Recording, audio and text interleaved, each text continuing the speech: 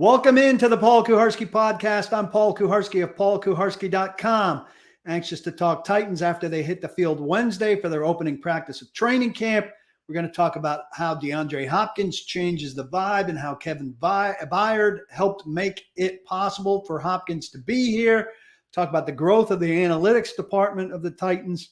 Want to talk about the end of Barbie, which I missed. Story behind that. And the Titans' biggest issue moving forward. Brought to you by Jaspers. Here we go.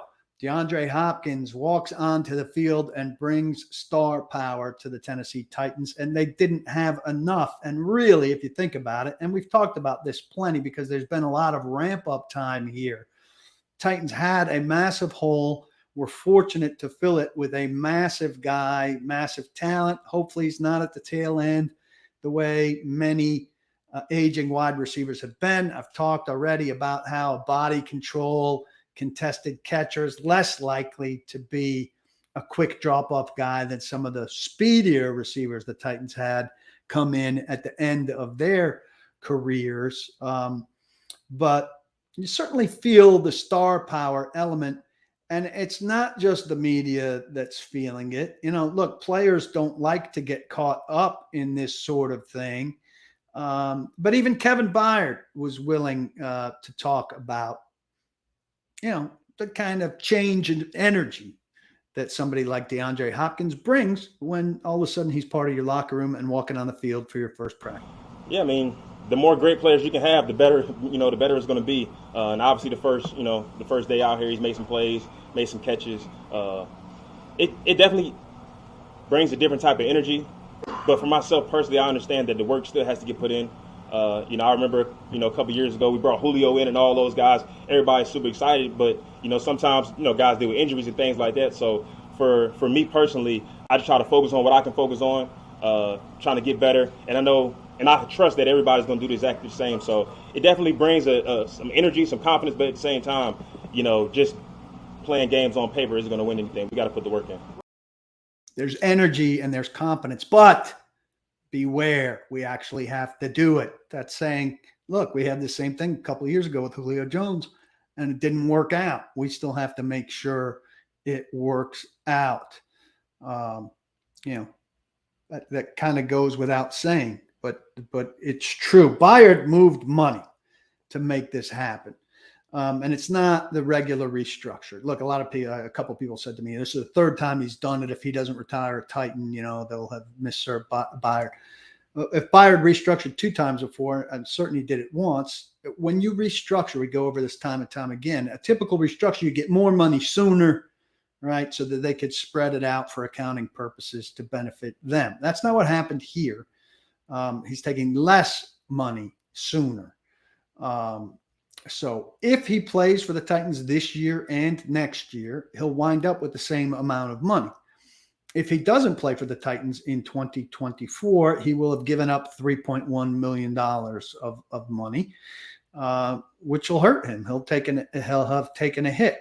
It's nice that he did this. He didn't have to do it. I don't know what kind of leverage the Titans applied, but it's obviously a good teammate kind of thing that he enabled this.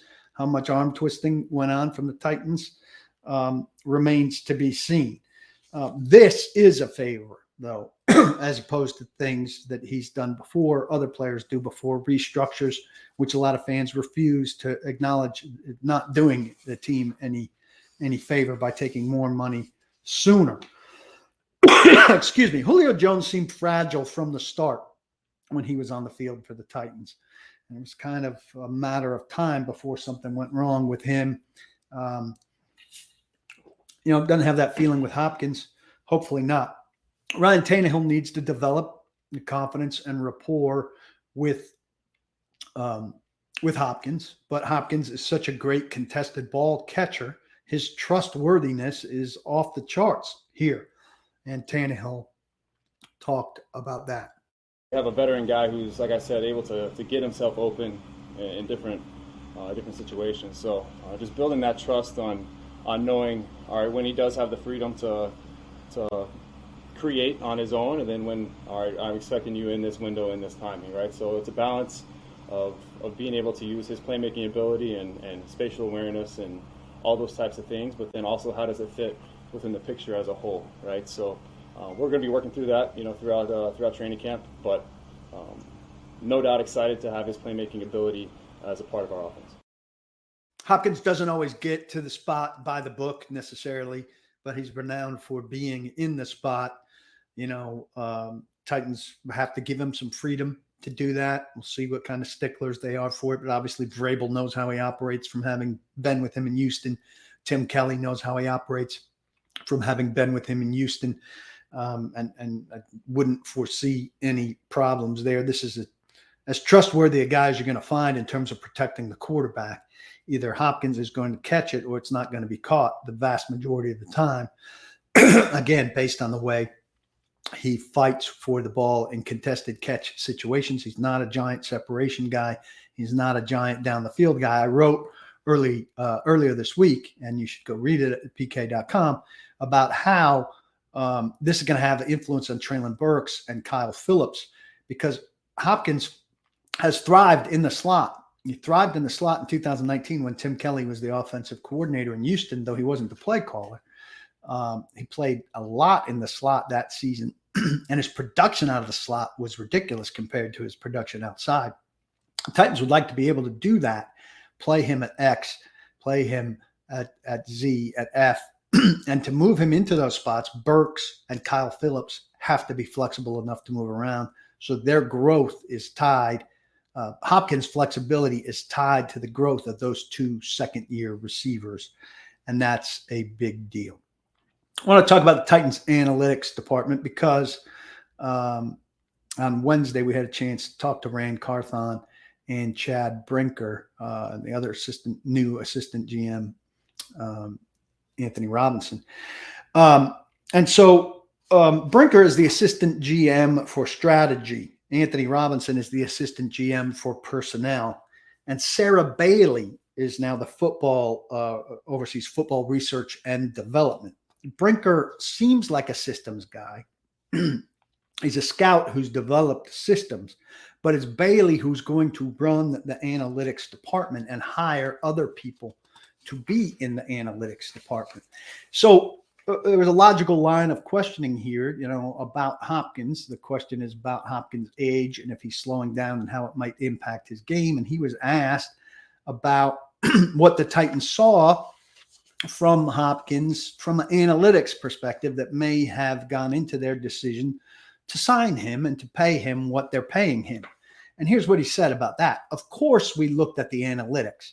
I had Sarah run analytics on him and what that looked like, what his win probability is on the field and how productive he is. We looked at the GPS and all the things that go with it. Yeah, sure, that's all part of the process. But at the end of the day, we get together as scouts. We evaluate the tape. We get with Coach Vrabel and his staff. We're really excited to have him out here. He's a great player. When he was out there last year, for the time he was out there, he's still making plays. He has a lot of ability. He's going to continue to do good things for us. We're excited to have him. It's still very general talk about analytics from Brinker. And we went on to have a kind of more expansive question with Brinker about where the team's heading with analytics, which is a hot topic because the Titans have been a slow developing team with regard to analytics. So here's Brinker on. We're going to use it. And Sarah and I and Allie's coming in to help us a little bit too. We're going to be creating tools. It's a tool that we're going to use to help with the coaching staff, to help with the personnel staff, help with the salary cap, sports science, medical. We're just creating tools and to help us to make better decisions, more informed decisions. Like I said, it's going to be a process, and we do have some tools in place, and we'll continue to build upon those. The Allie he mentions is Allie Archer. She's the Amy Adams Strunk Woman in Sports intern. That's a very broad answer from Chad Brinker. I personally, and I think many fans who are watching and listening to this are dying for examples of the metric put to use to help make an efficient decision. And they're just not coming. We're impatient for it because it's been such a long wait. What we've heard is some some examples of GPS usage to measure exertion and miles per hour stuff. Mike Vrabel's gone from third day jog throughs to third day walk throughs during training camp because they were unable to get receivers from stopping they were unable to get them to stop running as much as they wanted them to stop running in a jog through. And so now in a walk through, they will stop running on that third day. That seems to be analytically determined based on what they found from GPS and miles per hour and stuff like that. But in a conversation about this that we had in the press box, Nick Suss from the Tennessean very wisely pointed out that everything we've heard analytically from the Titans recently and probably, certainly since Nick's been around, he came last year, but even before that has been responsive as opposed to predictive. And I think that's what we hear examples of periodically around the league are predictive analytics.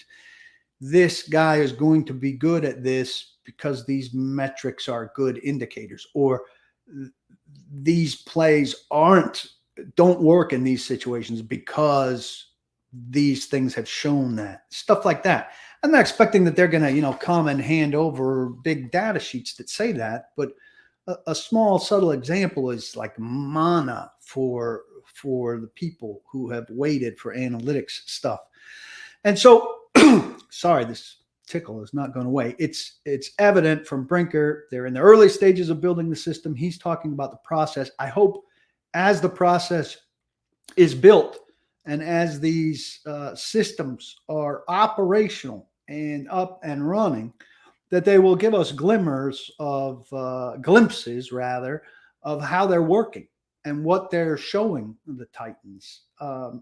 Again, not state secrets, but small examples of how things paid off and how they're benefiting from the systems that they're installing. I think we're all fascinated and curious by that and eager to see the Titans stacking this on top of the good scouting that they do. We know there's bad scouting, but they've certainly done some good things, and the good coaching that they do and the development that they do, where a guy like Tier Tart comes out of nowhere and becomes a substantial player for them. And and the way they use some guys, to their talents very well. It's on Mike Vrabel's strength and the way he's won with fill-in players up till that 7-game losing streak last year, despite the injuries, or the way they might use some of these things to help injury prevention. Rand Carthon did say he talked to people who trained with DeAndre Hopkins. That was a part of the scouting DeAndre Hopkins thing. This whole thing, though, everything we've heard has been more scouting, certainly, than it's been analytics, and it should be. But we're being told there's going to be a bigger analytics piece. That's still under construction. We wait to learn more about it. I think it'd be very cool when it's up and running to learn more about it. I'm brought to you by Jasper's. You can see their fine logo over my shoulder over there if you're watching on YouTube. It's a great restaurant, a great bar on West End Avenue near on the fringes of downtown. Free parking, huge bonus. Free game room, so you can order some food and go play pop a shot or air hockey or a variety of other games while you're waiting. Great drinks, great service, great appetizers, great meals, great desserts. I recommend the bolognese. I recommend the Cuban sandwich. Both really good. It's a good place to stop for a business lunch or to eat on your own if you have some reading to catch up on. Great place to take your spouse for an evening out away from the kids. Great place to take the whole family out if you guys are due to get out of the house and break up the zoo time at home. What I'm saying is it's great for all occasions. I can't recommend it highly enough. Well located, easy to get in and out of, affordable, tasty, everything you're looking for. Can't recommend it highly enough. Jasper's on West End. I advise you strongly to check it out. I was in Lexington, Kentucky, or on the periphery of Lexington, Kentucky, last weekend for the final baseball tournament of a baseball season that never ended for my 13-year-old. It went on far too long. And I've told you probably far too much about it, but this has been my summer. And Saturday, we had a pretty early game and a relatively late game in the afternoon. We had like 3 hours between the end of the first game and when he needed to be at the field for the second game. And so I took he and a buddy to the Barbie movie because it was conveniently placed at Cool Theater, and not cool like Fonzie cool like temperature cool. And I'd heard good things about it. I thought it would be fun. We went and did our thing at the concession stands. I didn't go to the movies very often anymore, and we really enjoyed it. Thought it was fun, but we had to leave a little bit early in order to make sure that we were back when the coach wanted us back. So I need you to DM me about what happens if you've seen it. And I'm not spoiling anything. As the Barbies were being reprogrammed by the woman from the real world, which was very clever, that's when we slid out. So what happens from there? I need to know. I'm sure I'll watch it again when it hits Netflix or whatever. But until then, I'm in the dark. So drop me a line. Let me know what happens. I thought it was wildly entertaining. I don't understand how it, like everything, has to become some big politically debated thing. It's clever. Clever is good. We should reward clever and applaud clever and ask for more clever. They did a good job with it, and it was smart. It's not smart to have to leave at the end, but look, when you're dying in the heat, you want to get somewhere cool and drink some fountain drinks and eat some popcorn and stuff. It was the good call. I want to finish with a conversation about depth, which to me is the biggest question on this Titans team moving forward. Now, they've got two guys on PUP and Caleb Farley and Dylan Radins. They've got a safety on NFI, and they've got a draft pick tight end, Josh Wiley, who wasn't at practice on the first day. First off, here's what Rand Carthon says about the Titans' depth. I mean, again, I feel like for where we are right now, I think we have quality depth, all the way around. But, like I'll continue to say, we're going to always continue to look to improve it. And always continue to look to add competition at each and every spot.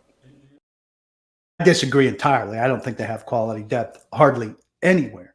And that's why if they get hurt again this year, they're going to be in big trouble. And they'll be back in the same spot where they're looking for Andrew Adams and Terrence Mitchell and people like that. People that Mike Vrabel made work for a long time. But if you go through it, the defensive line, you got Jeffrey Simmons and Danico Autry and Tierre Tart, which is a fantastic three. But after that, Naquan Jones fell off last year. Jaden Peavy, just won one of the 6 offseason MVP awards. He's growing. But after that, not a lot. It's thin. Outside linebacker is atrociously thin. Landry's coming off the ACL repair. Arden Key, those are your two guys. You got Weaver after that, whose game is not, well-rounded. You'd like him against the run more than, it's not going to be a featured pass rusher by any means. And then you've got guys named Zach McLeod and Caleb Murphy and Thomas Rush, whose last name you hope turns into a verb that describes what he does well. You can't lose one of your top 3 there or you're dead. Your third's not even great. I mean, Rashad Weaver had some moments, but he also disappeared for a long stretch. Cornerback, they've survived, and they can survive if the front is going strong. But if you lost, I'm not counting on anything from Caleb Farley. So if you lost Fulton or Murphy Bunting or McCreary, maybe you'd be all right in the nickel with Molden, but outside, there's not a lot of depth there. Guy like Avery can step in, has stepped in, but you can't feel that confident about that depth. Before A.J. Moore re-signed on Wednesday morning, safety was a big problem. Molden's going to play there some.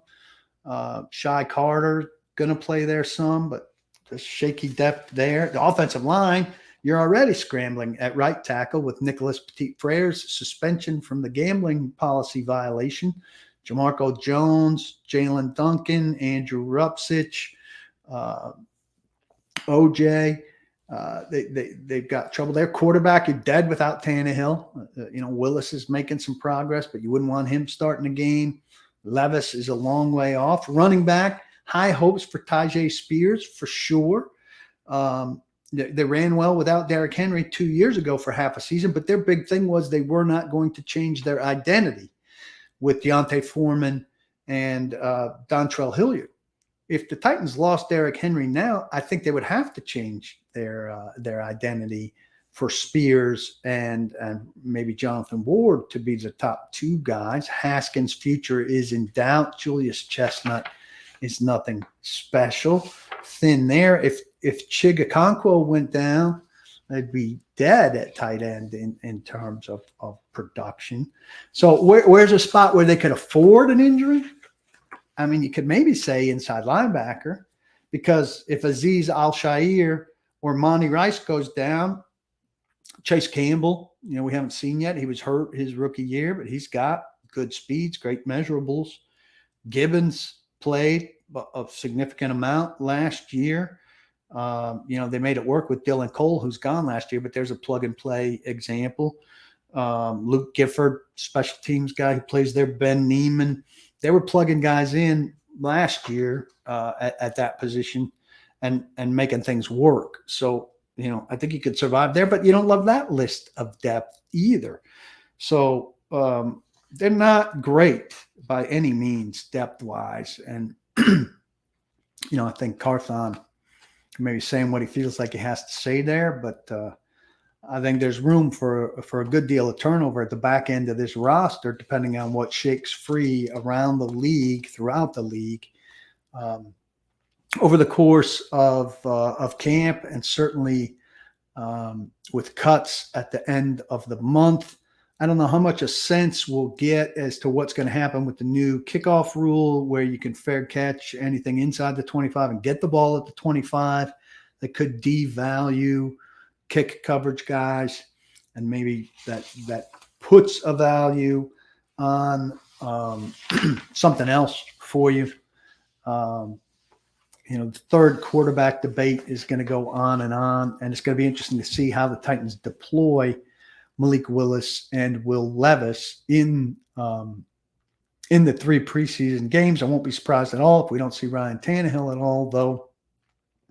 It'd probably be nice to get him some work in real action with Hopkins and behind that line. But, we've said that before and not seen him at all, or seen very little of him.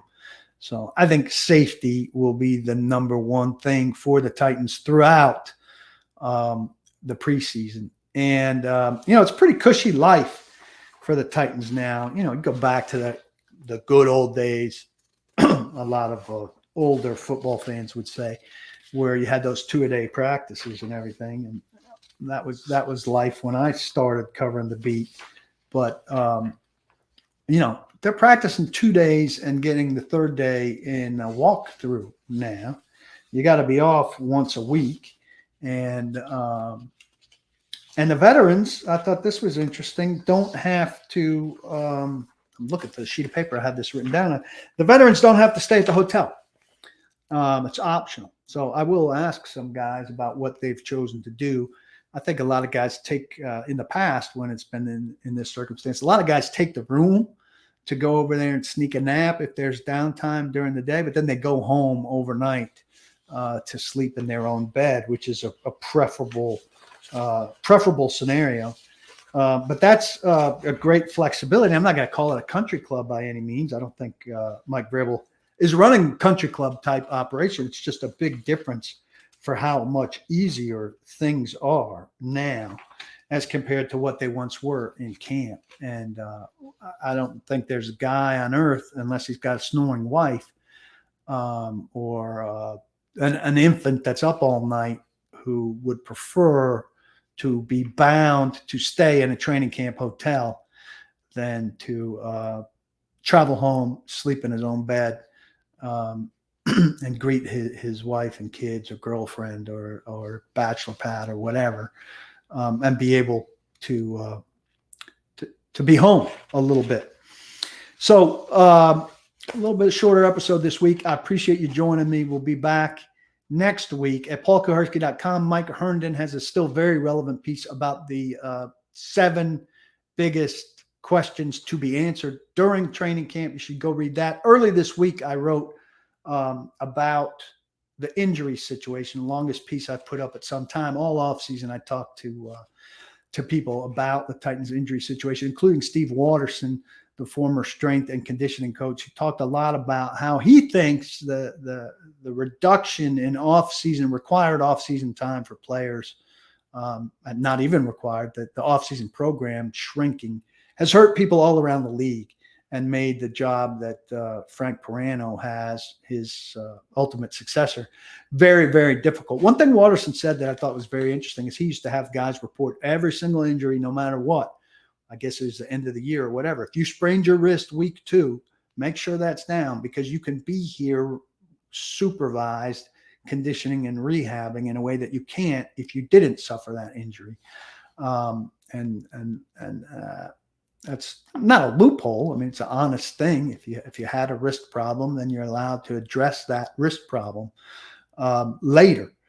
And it's a helpful thing, but it's amazing. He used to run a 48-week program. He called it. He expected guys to be in the weight rooms, lifting and conditioning for everything except the 2 weeks after the season was over and the 2 weeks before training camp. Now, he didn't get full attendance for that, but he got pretty good attendance for a lot of that during a lot of his time as the coach. Now, the offseason, the official off-season program is 9 weeks long. So that off-season time, he thinks, has a huge bearing. And you're only allowed, outside of the OTA days, to be there 4 hours a day. He thinks that strength and conditioning coaches don't have enough time to get their hands on guys, and that's part of it. But he also called what's gone on with the Titans the last 2 years a blip. If there's a third blip in a row, though, got to be some changes made, even if it's just for change's sake, I would say.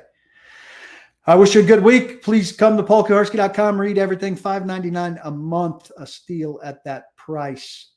It's your team, and you want to know everything there is and every angle. And I've got one of the most unique angles you're going to find. In the meantime, don't block the box, and be sure, please, to lock your lock.